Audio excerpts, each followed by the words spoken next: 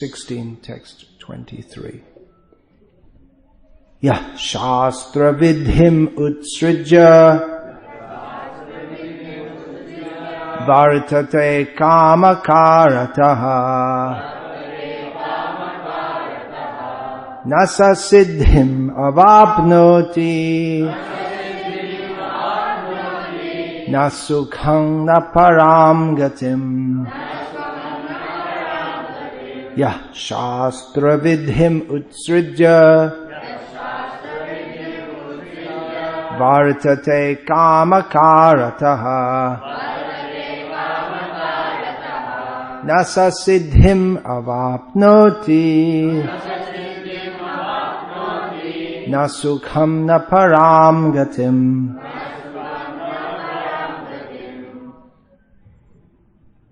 He who discards scriptural injunctions and acts according to his own whims attains neither perfection nor happiness nor the supreme destination. Some flies there? Okay. Purport. As described before, the Shastra Vidhi, or the direction of the Shastra, is given to the different castes and orders of human society.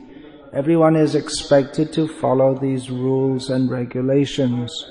If one does not follow them and acts whimsically according to his lust, greed and desire, then he never will be perfect in his life.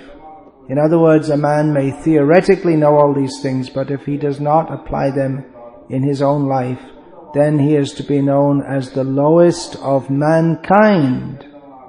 In the human form of life, a living entity is expected to be sane and to follow the regulations given for elevating his life to the highest platform.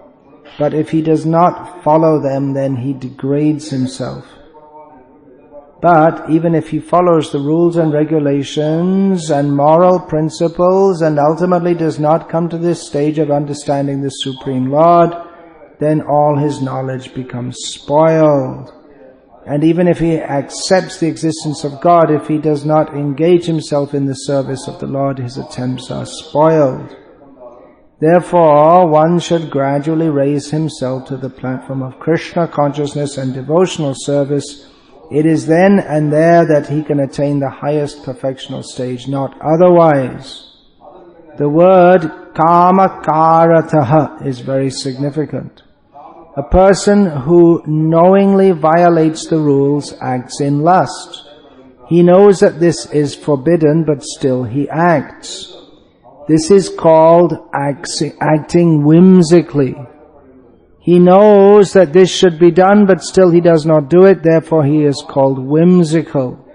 Such persons are destined to be condemned by the Supreme Lord. Such persons cannot have the perfection which is meant for the human life. The human life is especially meant for purifying one's existence, so one who does not follow the rules and regulations cannot purify himself, nor can he attain the real stage of happiness. Yashastra vidhim utsrija vartate kamakarataha nasasidhim avapnoti nasukham na param gatim. He who discards scriptural injunctions and acts according to his own whims attains neither perfection, nor happiness, nor the supreme destination. Bhagavad Gita is well known as a philosophical treatise. Often people, at least in the modern age, people who think of philosophy, which is not very many, but they tend to, those who do, they tend to think of philosophy as simply an intellectual activity. And people who don't think of philosophy or who somehow or other come in contact with that word, they tend to think of philosophy as just some intellectual, just waste of time. That's for people who are not very serious about anything. Although actually those persons who are actually interested in philosophy, they're the ones who are serious. But for persons whose unthought of philosophy, everyone has a philosophy. Shraddha yang purusha. Everyone has some kind of outlook or worldview, even if they don't formulate it. Everyone has some kind of outlook. So for most people, it's if you stop and ask them, they say, "Well, live your life, live a good life, be happy," and simply sitting around and thinking, why is everything, what is everything, how is it? Well, how is everything? That's alright, because that's considered science. With science, you can make the world a better place.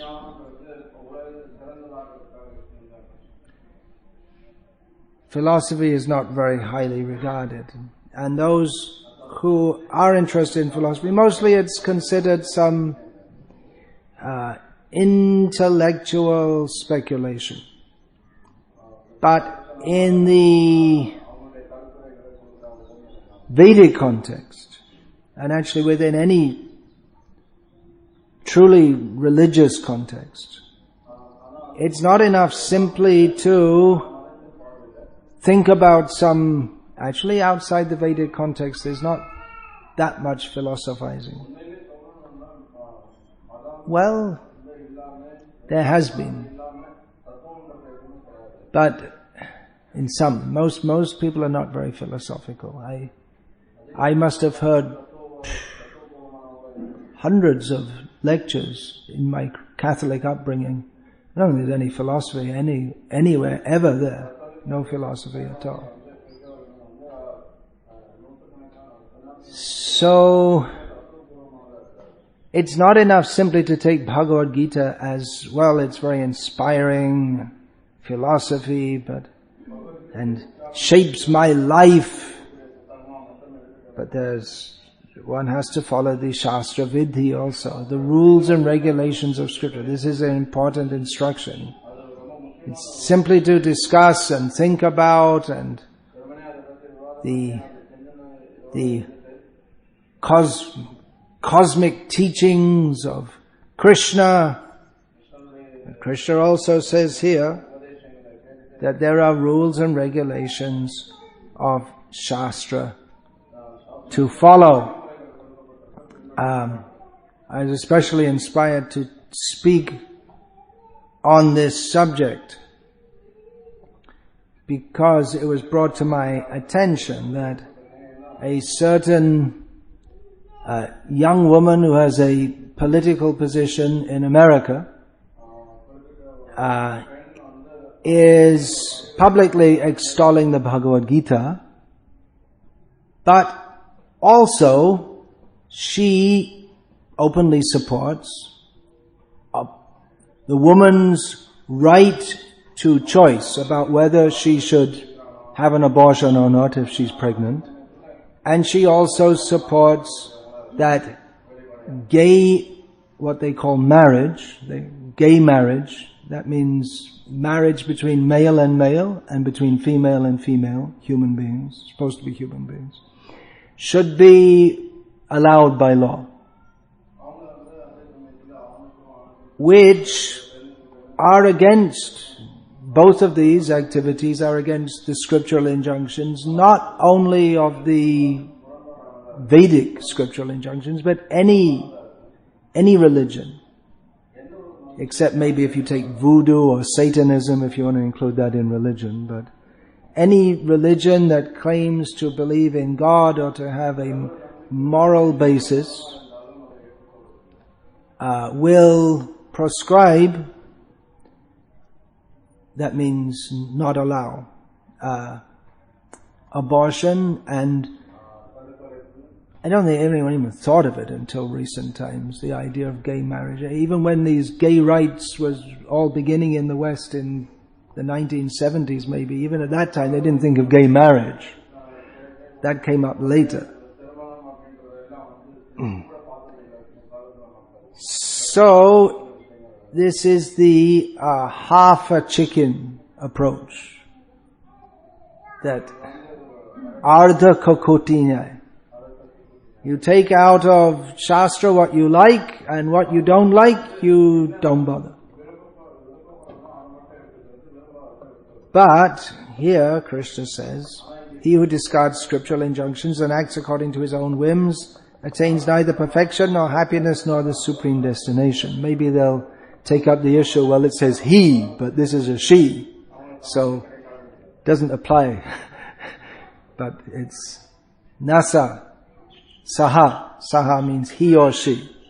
And in the English language, until a few years ago, when he was stated, it was understood to mean she also in most cases. But nowadays it's become politicized. And so how can one claim to be a follower of Bhagavad Gita and think that Bhagavad Gita is something very good and promote it, and at the same time promote acts which are not only against Shastra, but which are grossly sinful? Against Shastra, abortion. In modern Indian languages, the word that is used for abortion is garbhapat,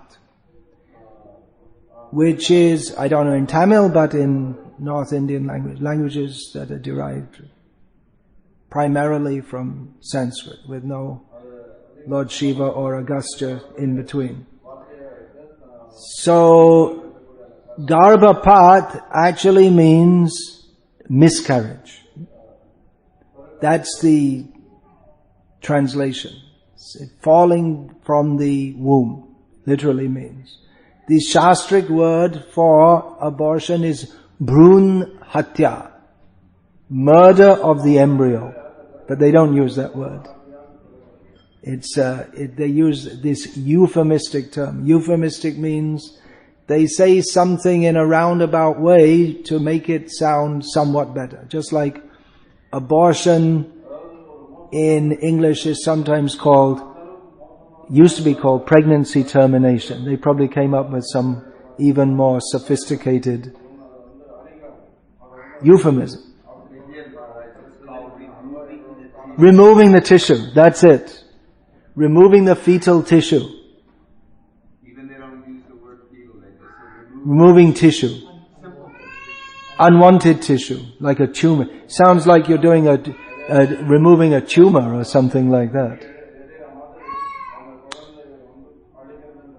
As for gay marriage, I don't know of any specific prohibition of it in Shastra. And like I said, I don't think anyone even thought about it until these people in the 1970s. A lot of people took all kinds of LSD and all this kind of thing, and it gave them, opened their minds to new dimensions, and consciousness expanding drugs, they called it. And in Shastra, the vivaha sanskar or vivaha yagya, marriage, is extensively described, and it's always between a man and a woman. Never between a man and a man and a woman. It's just not possible or thinkable. It doesn't work. So these are acts that are against Shastra, that are against Bhagavad Gita. So how can someone who claims to be inspired by Bhagavad Gita promote such grossly sinful activities? And another question comes, why do our supposed to be devotees promote that this young woman is promoting this and saying, oh, she's promoting Bhagavad Gita. She's not, but the argument is given, well, we always used to promote Bhagavad Gita, that we used to quote Gandhi whenever I feel darkness in my life and I feel no way forward, I open the Bhagavad Gita. I'm paraphrasing. I open the Bhagavad Gita and again I find some light. And other people, we used to quote Emerson and Thoreau. How do you pronounce that? Thoreau? Thoreau. Who outside of America no one cares for them also, which is also true of a congresswoman from Hawaii. No one cares for them who cares for them outside of America anyway? It's just like if you go to America and talk to the average person about Jayalalitha or Karunanidhi, they have no idea. No, I never heard of them. Or even for that matter, L.K. Advani or Narendra Modi. Who knows? Who cares? So, where was I?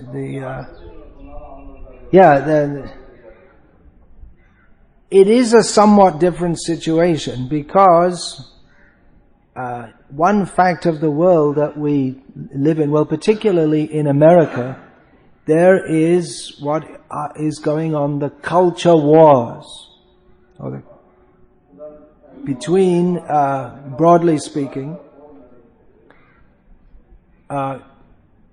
mostly what are called right-wing Christians on one side, who are against abortion,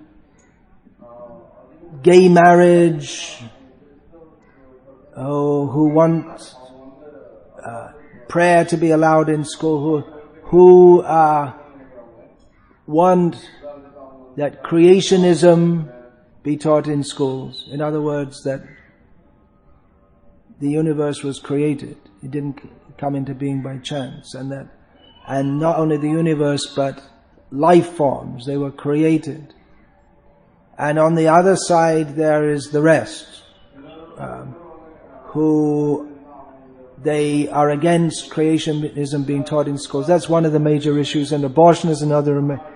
Who say you should allow abortion, and you should allow gay rights. So, by endorsing this young woman who supports these things, these issues are such big issues that every politician in America has to put on their website which side of the fence they stand on. They're not just some kind of trivial issues. They're issues that people feel very strongly about and are very cognizant of.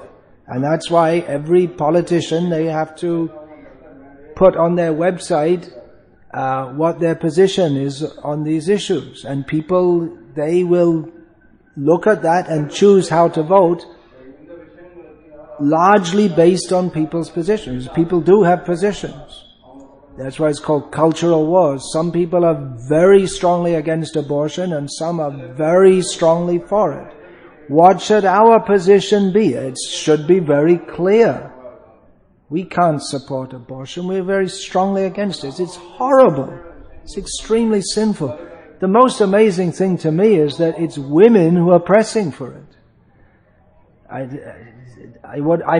I mean, we don't really want to think about how the demoniac mind works, but you might consider that a man in a marriage might want his wife to have an abortion because he thinks it's too much trouble to look after extra children, but that the women, the mother, should want an abortion. But it's the women, you can't imagine, because you think the women are going to be,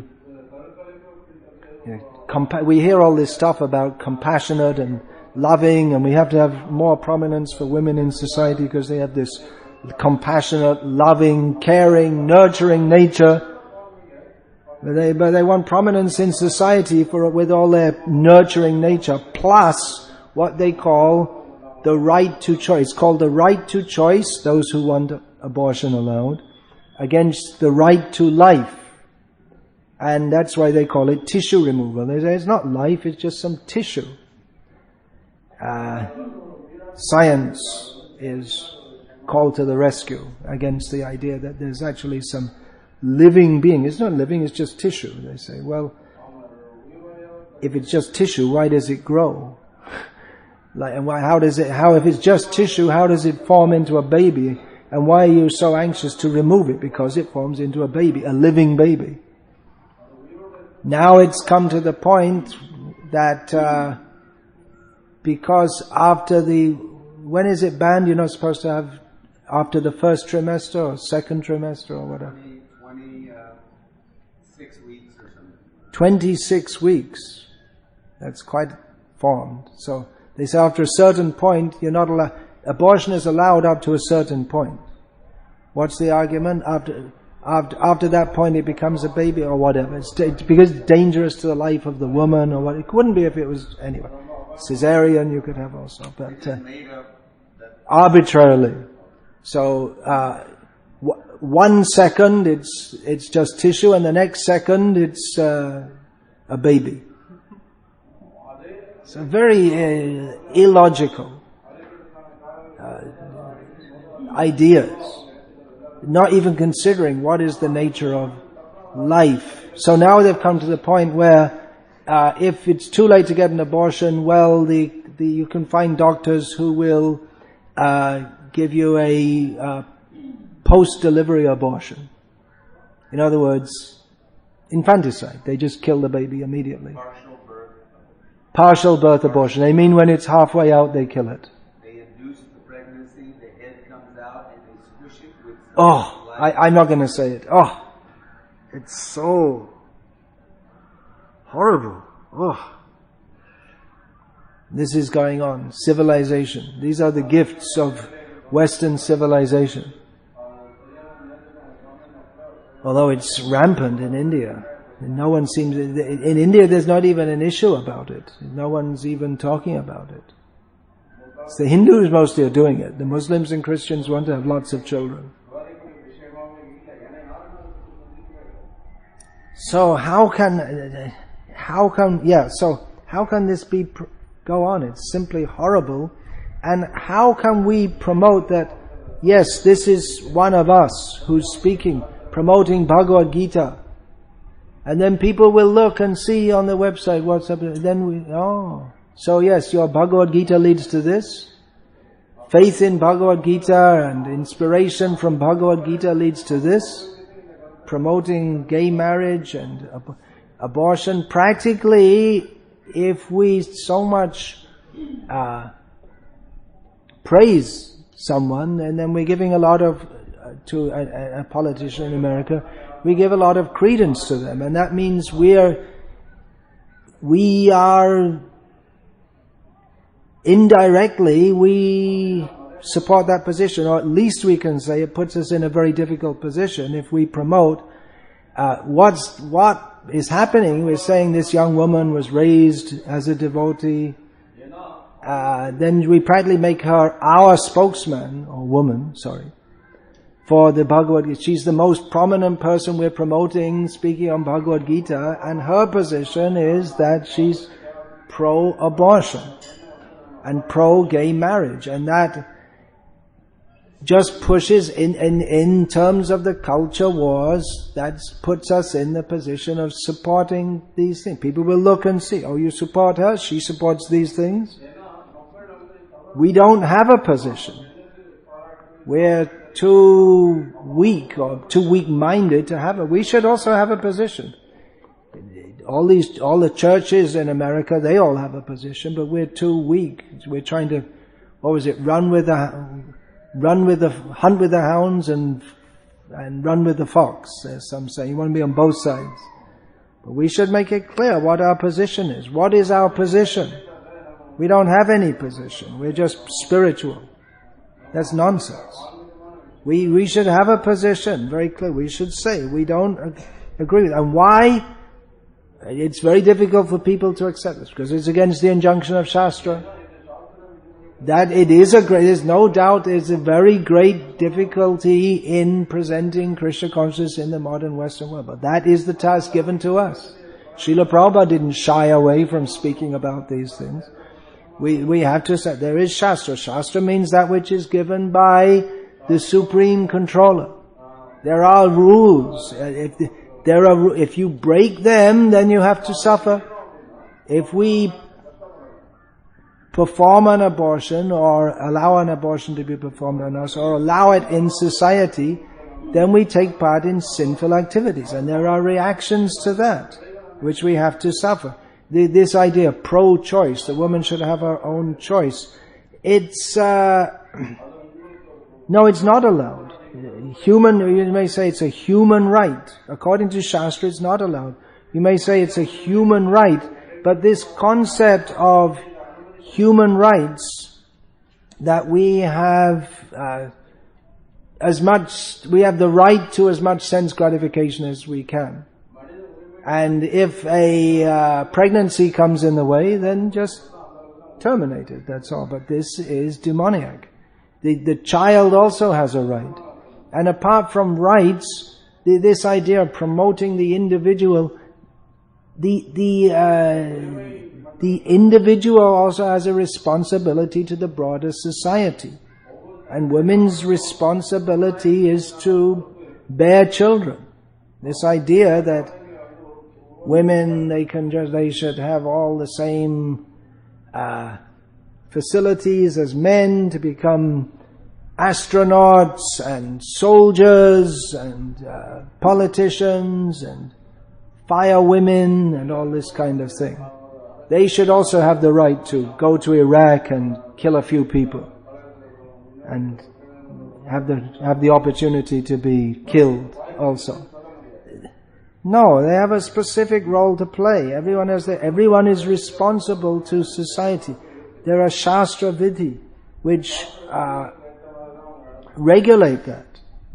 So it does go against the whole way of thinking of the whole modern world, and it's a lot easier for us just to say chant Hare Krishna and be happy, and that's as far as our preaching goes. But or to not get involved in these social issues. But ultimately you can't avoid them. We have to, by avoiding taking a position, then we compromise. By failing to state that what is going on in the world is all wrong and sinful, then we, by default, we come to the position of monam sammati lakshanam. Silence means consent.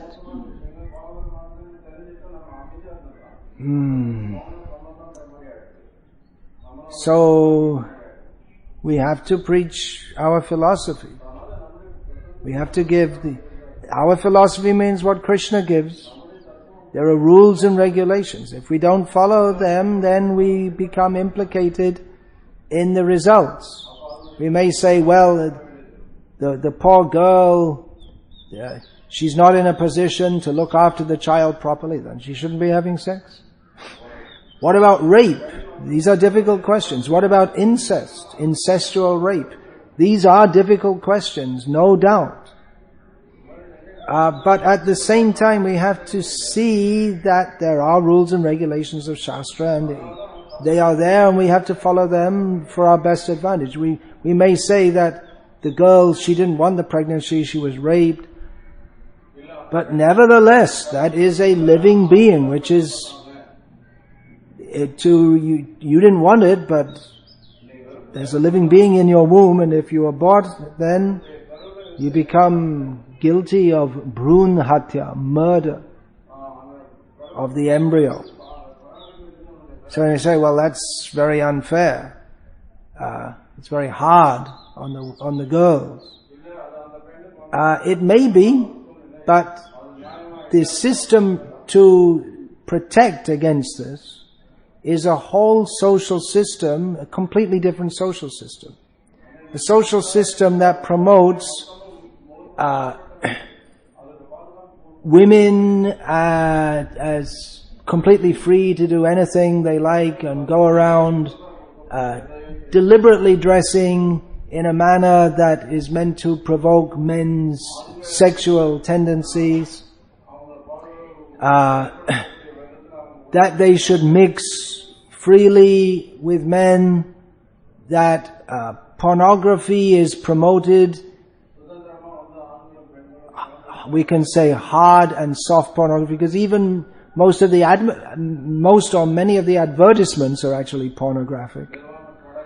It may not be extremely gross, but it's gross enough. It's using the woman's body to attract people to the product, the advertisement for the product that's being promoted. So in this kind of society, we can expect that there will be lots of rape. So if we say no abortion under any circumstances, it's murder, they may say, well, that's going to be very hard on the girls, but then it's going to create a situation in which girls are going to be hopefully more careful about, and their parents are going to be more careful about letting them go out at night. Actually, it's a whole completely different approach to life and to society, more the traditional approach that was there in all traditional societies. Actually, the question of abortion, it is a major question, but it cannot be properly tackled outside the overarching major issue. What is the direction of human society anyway? The whole society is completely off course. It's completely sick. This should be examined.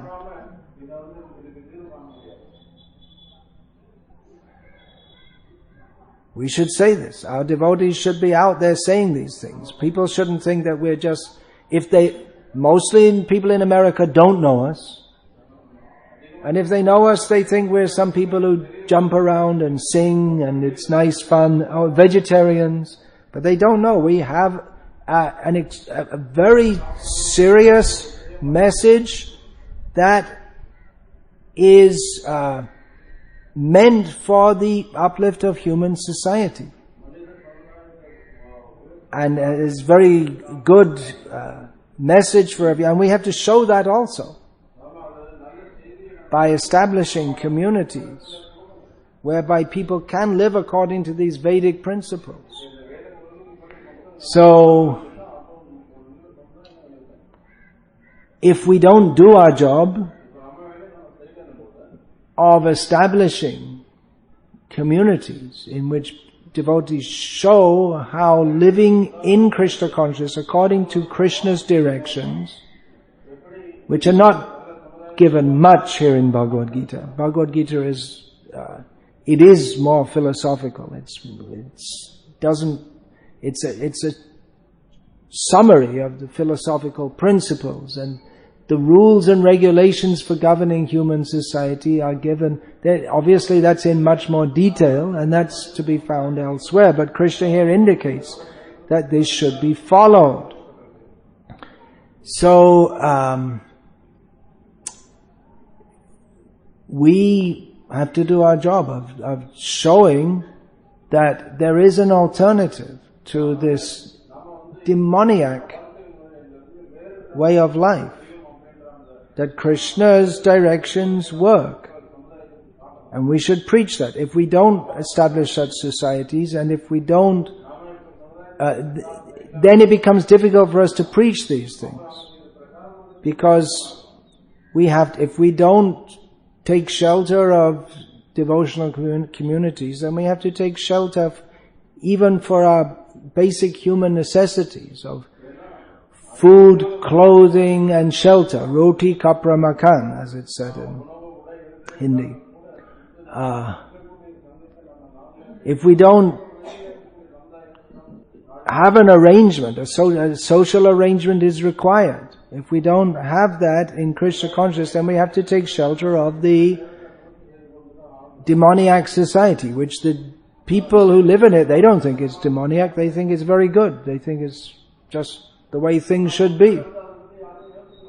And it's so much the way that things should be that if some people elsewhere don't live like this, we are morally justified in invading their country, bombing them and killing them, just to give them the gift of democracy. We usually do that to countries with oil, but the real reason is that we want to civilize them and allow their women to wear nail polish, which they're not allowed to in some countries. That's a good reason to invade them. So we can sell them nail polish and everything else. You got lost there. This might be beyond the average thought processes of the average Tamil person. But then these discussions, this is Raja Vidya, Imang Vivasvate Yogam. This yoga, this knowledge was actually meant for people governing societies, given to them taught to them by Brahmins, or in the case of Vivasvana and Arjuna, taught to them by Krishna, who is Brahma himself, Param Brahma. So these are questions these are issues that Srila Prabhupada wanted his disciples to give this spiritual guidance to human society. That's why he wanted to create a class of Brahmanas. Not so that someone could join this movement and, I'm already initiated, I joined 6 months ago, I got initiated, and then I got another 6 months, it's time for me to be a Brahmin, put a string on my shoulder.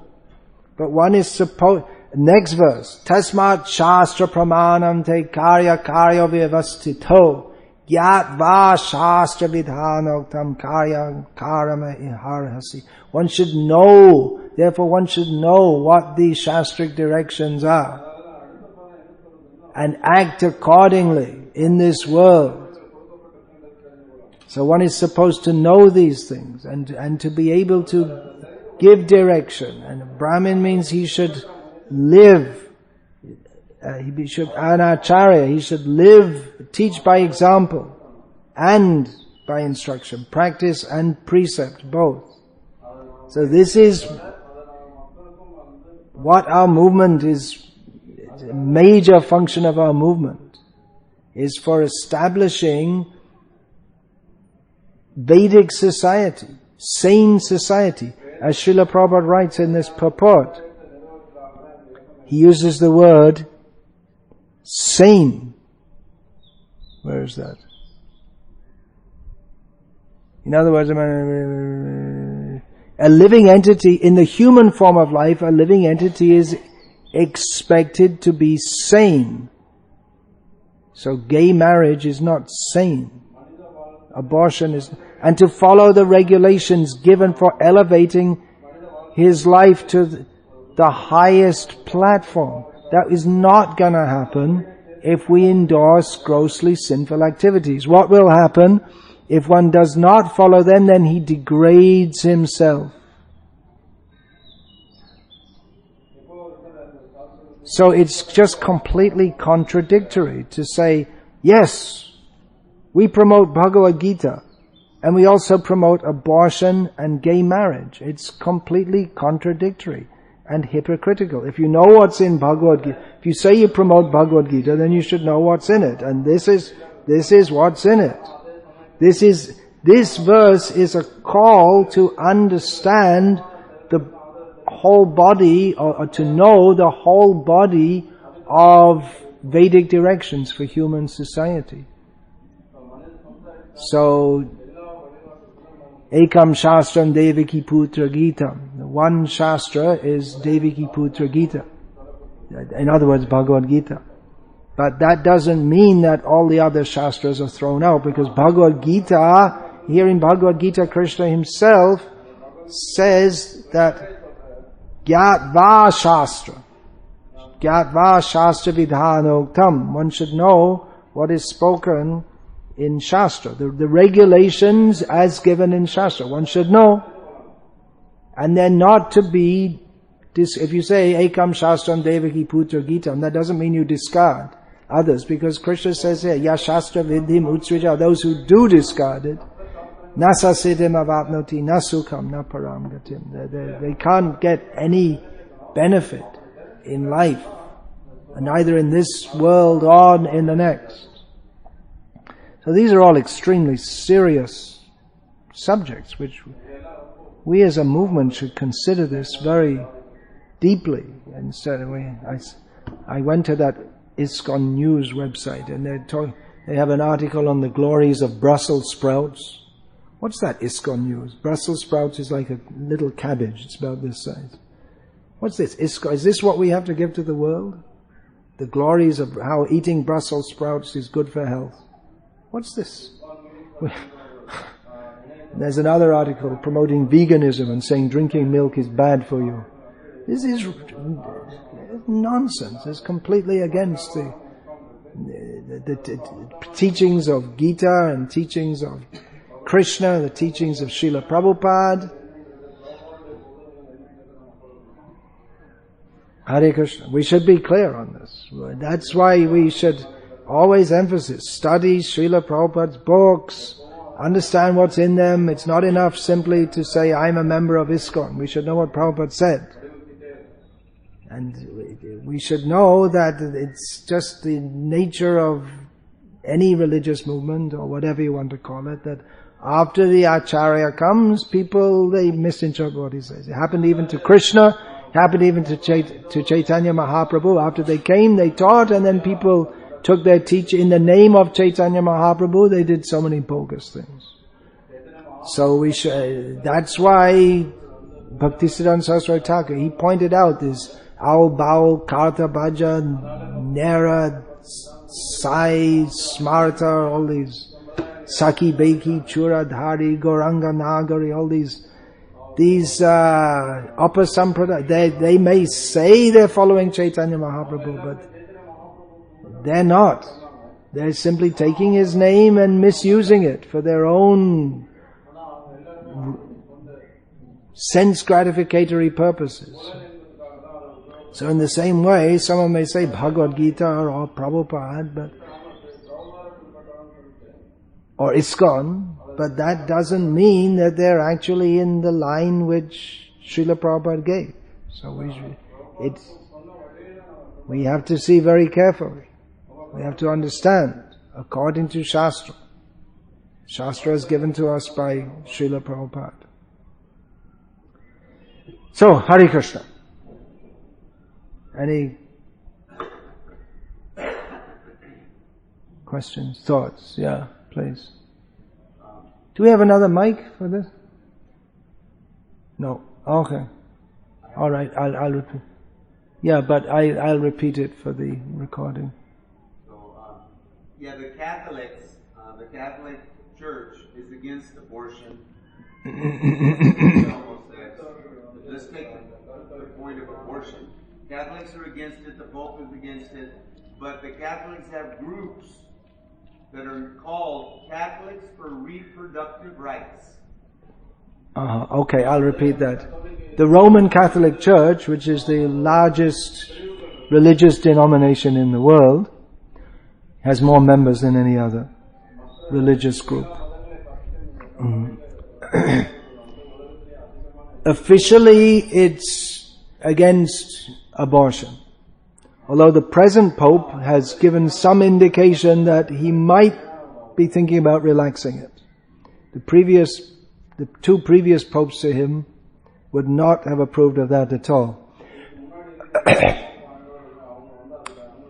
But there is a group of Catholics they've formed a group called Catholics for Reproductive Rights, which means abortion and contraception, I guess. They don't accept what the Catholic Church teaches. They don't accept what the Catholic Church teaches, but they want to call themselves Catholics. And that's what you're speaking about now. We have this Tulsi Mataji, born in a devotee family, who is basically... She wasn't actually born in ISKCON. She was born in this Siddha Swarupananda, whatever. So anyway, she's basically like the Catholic Virgin. This is the Hare Krishnas for reproductive rights. Hare Krishnas for reproductive rights. But I'm afraid that this is going to go mainstream because feminism and more or less compromise with all the values of Western society is already more or less mainstream in ISKCON. We don't officially give our position on anything because we're trying to keep everyone in. Inclusive. Yeah, it's inclusive. So we don't announce our position, but practically speaking, our movement has adopted, to a large extent, a modern, Western, liberal outlook. And with that comes abortion. And as I said here some 2 or 3 years ago, and everyone laughed, but I wasn't joking, that I think it's only a matter of time, and it may not be very long before we see the first Bhaktivedanta abortion clinic. I just think it's a matter of time. We're promoting hospital, hospital, hospital, and I believe that, according to some state laws, that if a woman comes to a hospital and you can't deny her an abortion, so it will come, because if we're not clear on these issues, and the whole society around us, they have a certain way of thinking, then our devotees, they will tend toward that. Just like in ISKCON today, we're not clear that we don't approve of the Homosex Act. We don't hate homosexuals, but the act of homosexuality is illicit sex. Any sexual act that is not for the sake of reproduction of children, that is sinful. So the homosexual act is sinful. If we don't like to talk about these things, but the greater society does. The kids at school are taught that it's all okay, and if you say anything against it, then if you speak against it, then you are liable to be arrested. In England, at least. I'm probably in many states in America also. In Canada, that's true. Yeah, if you even speak against it. I remember I arrived in London once, and there were posters everywhere warning people that if you say anything racist or homophobic remarks, you can be arrested. That's true in Canada also. It's true in Canada. Not in any of the states of America. You're allowed to speak against it. It'll come, yeah. So, with this general atmosphere that's been produced, that homosexuality is okay and to be against it is wrong, and if we don't oppose that at least within our own movement, then people who join it, who have these attitudes that gay rights is natural and it's good, and we don't speak against it, then they'll remain thinking that. And then it comes, if they ever get to read Prabhupada's books, which they're not much encouraged to do, and they find statements by Srila Prabhupada against that, then that's all explained away. That you see, anyway, I don't even want to say how they explain it away, but. And we often hear, it often happens to me that I say, well, Prabhupada said this, this, this, and that, and the devotee comes back, well, my guru says this, this, this, and that. As if their guru is a greater authority than Prabhupada. The only qualification to be a guru in ISKCON is that you repeat and you follow what Prabhupada said. And you live it. And if you want to give a different opinion, then you should go and start your own movement. Do your own thing. Don't take Prabhupada's name and Bhagavad Gita's name.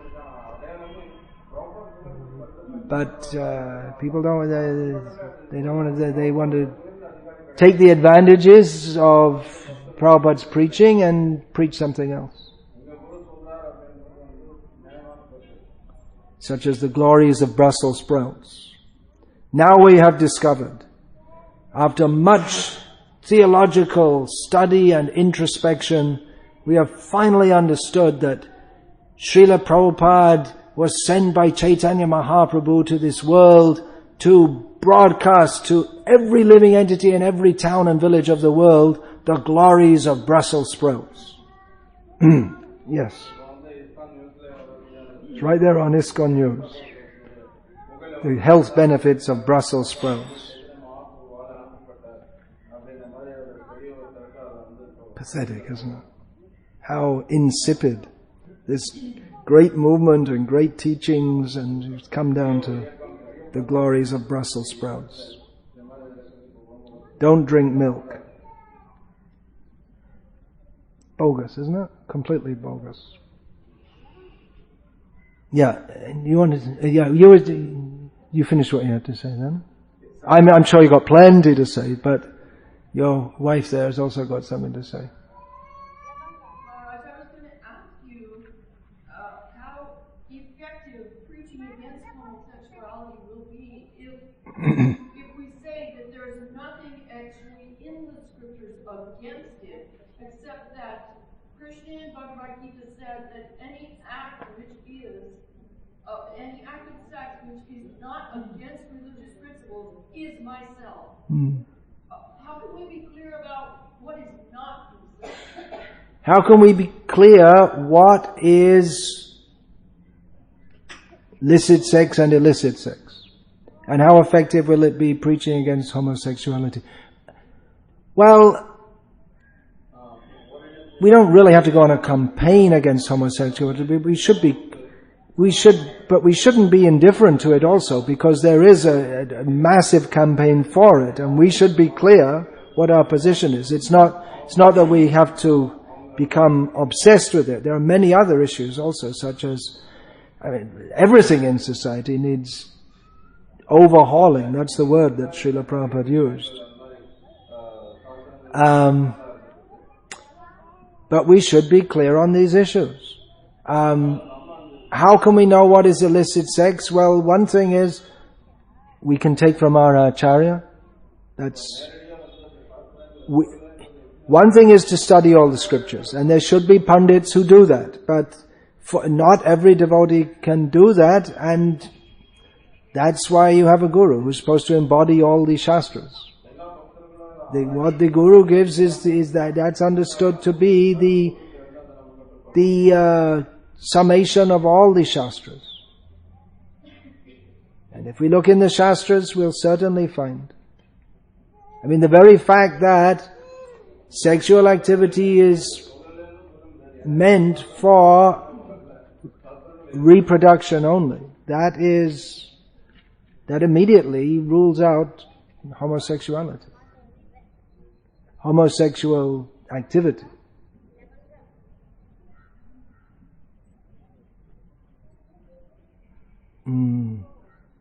So we can say, and if people don't like, what can we do? We can't change the philosophy because the people in the world don't like it. Then why are we in this movement? Then just go and don't get a job and drink beer and watch football games on TV. Yeah, then what are we doing in this movement? And why are we saying that we follow Bhagavad Gita? It is a great challenge. There's no doubt that it's a great challenge to be a member of this movement. And people will say you're stupid because they're brainwashed into thinking that living a sinful life is the way we should live. But we should be very clear. This is the age of Kali, in which truth is taken as wrong, and what is wrong, sinfulness, that is taken as very good.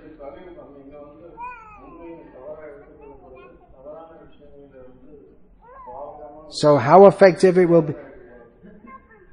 It might be very effective to spread Krishna consciousness that's the supposition, if we avoid all these issues. Although I don't see that our movement is really doing that well in the West by avoiding all these issues.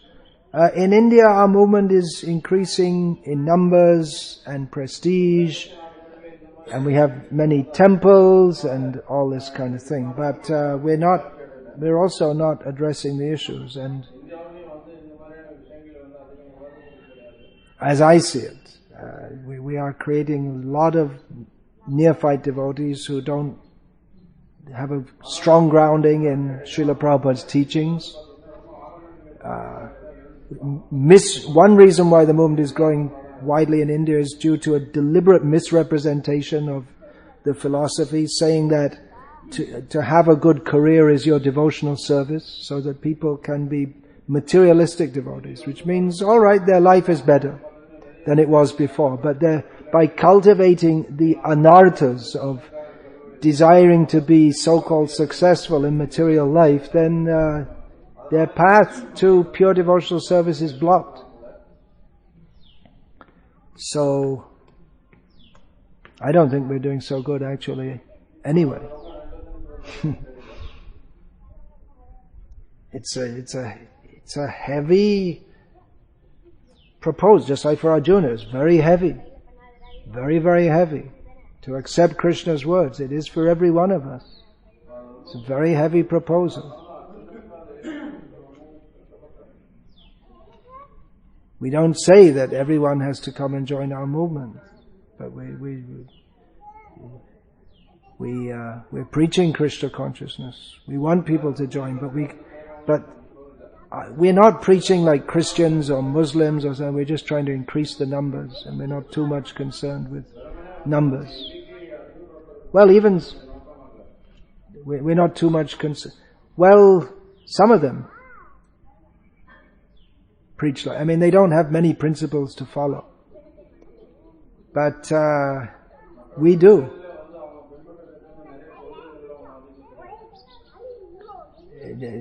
No tea or coffee. It might seem to be it's just, why so strict?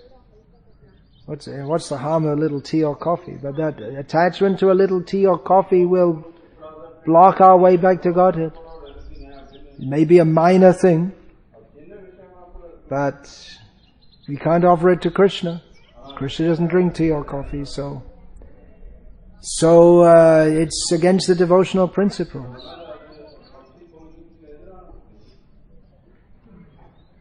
People who are sincere, they will appreciate, they'll take to it.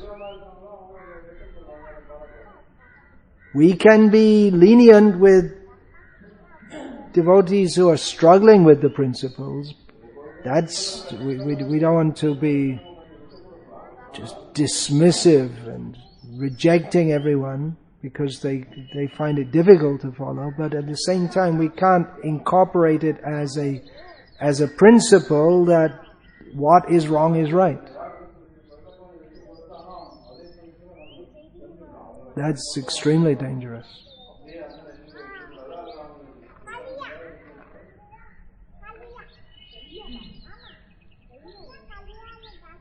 Hare Krishna. Hare Krishna. Srila Prabhupada ki jai. Hare Krishna.